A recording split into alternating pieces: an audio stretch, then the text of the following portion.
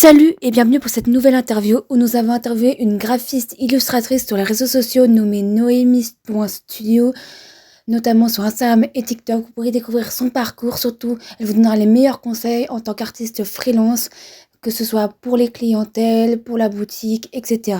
Enfin bref, on la remercie infiniment pour sa participation, ça nous fait super plaisir. N'hésitez pas à regarder la barre d'infos, il y aura tous ses réseaux sociaux. Et pour tous ceux qui regardent la vidéo, on vous souhaite un excellent et très bon visionnage.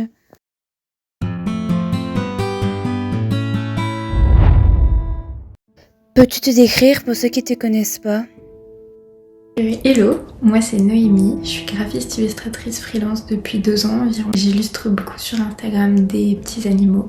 Je fais aussi des logos et des faire-part de mariage, des naissances, etc. Comment tes passions artistiques sont-elles venues? Les as-tu toujours eues? J'ai toujours aimé dessiner. J'ai commencé en faisant des mangas surtout. Après j'ai fait du réalisme en noir et blanc parce que j'adorais passer des heures à faire des ombres. Après je suis plus allée vers du fantasy et maintenant plus de l'illustration jeunesse. Qui t'inspire et te motive le plus au quotidien et avec qui rêverais-tu le plus de collaborer? Et que ce qui m'inspire le plus, c'est ce qui m'entoure. Que ce soit en extérieur, que ce soit les films, la nature, les livres que je peux lire. Et en collaboration du coup, j'ai pas de nom précis à donner, une maison d'édition. Parce que j'aimerais beaucoup faire un livre jeunesse. Vu que tu es freelance, pourrais-tu nous parler de ton quotidien, de ton métier et de ce que tu y fais? Donc moi je suis freelance.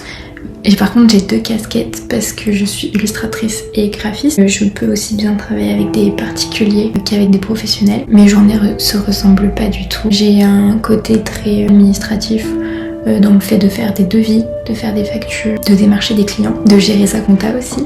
Après pour le côté plus création, je travaille pour moi pour une prochaine collection sur la boutique. Je mange toujours pareil, faire des croquis, ensuite faire les illustrations, faire les tests d'impression, faire les photos pour les produits ensuite, faire les descriptions pour les fiches produits aussi. Pour mes projets clients, c'est à peu près pareil, ça va être des échanges par mail ou téléphone, de la création de croquis, ensuite la réalisation de ça, les modifications s'il y a besoin. Je vais être présente sur les réseaux sociaux. Je suis plus trop présente en post, mais on peut me retrouver presque tous les jours en story sur Instagram. Pourquoi tu voulais partager ta passion sur les réseaux sociaux?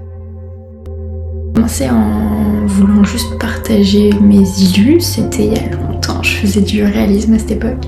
Donc c'est toujours le cas, pour avoir des retours potentiels, c'est super intéressant d'avoir des retours de gens extérieurs. Et ensuite, comme c'est devenu plus professionnel ou dans mes envies de travail, c'était aussi pour créer un portfolio et voir mon avancée au fil des années. Et c'est assez drôle de revoir mes anciens styles qui ont quand même beaucoup changé. Aurais-tu des conseils pour quelqu'un qui voudrait se lancer en tant qu'artiste freelance?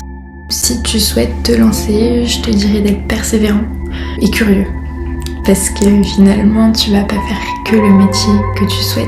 Donc moi, je suis pas que graphiste illustratrice, je suis aussi comptable, je suis aussi community manager. Enfin voilà, tu vas avoir tous ces aspects-là à apprendre.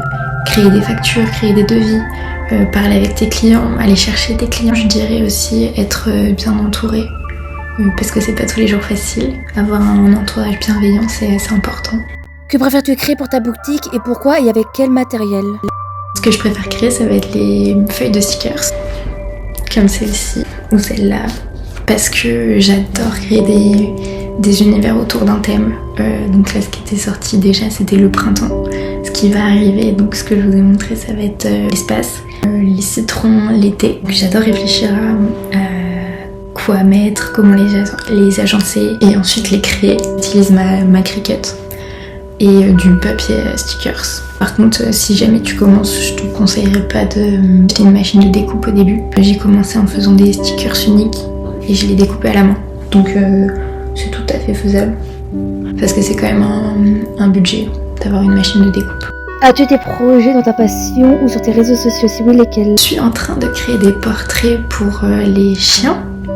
Des portraits personnalisés pour les chiens. La même idée que ceux qui sont déjà sur ma boutique pour les chats. Je pars en fait d'une base que j'ai dessinée, que je personnalise avec les couleurs du toutou ou du chat de la personne qui m'a commandé le portrait. Ça permet de proposer des illustrations personnalisées à prix abordable parce que je sais que c'est pas toujours facile de s'offrir ça. Sinon j'ai une collection d'été qui va sortir dans quelques jours. Des marque-pages aimantés, des feuilles de stickers, des icônes d'ordinateur. Aurais-tu quelque chose d'artistique à nous recommander d'aller voir? En suggestion de compte, je dirais Nuage Blanc parce qu'il a un univers vraiment magnifique, super coloré. Pollen Toxique ici qui fait des portraits vraiment magnifiques de femmes toujours très colorées. J'aime beaucoup ça. Donc. Sinon pour des recos de livres, je dirais Laure Olympus. Ça parle de sujets vraiment intéressants.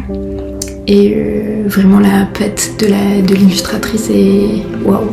En compte Instagram livresque, il y a Force Verte, Lit. Elle fait des recos, c'est une libraire indépendante et partage ses lectures. Voilà, je pense avoir répondu à ta question. En tout cas, merci d'avoir pensé à moi pour ton interview et à la prochaine. On vous remercie d'avoir regardé cette interview, on espère qu'il vous aura plu. N'hésitez pas à nous le faire savoir, n'hésitez pas à nous dire aussi quel prochain artiste vous sera qu'on interview. Et sur ce, on se dit à la prochaine pour de futurs contenus et vidéos artistiques.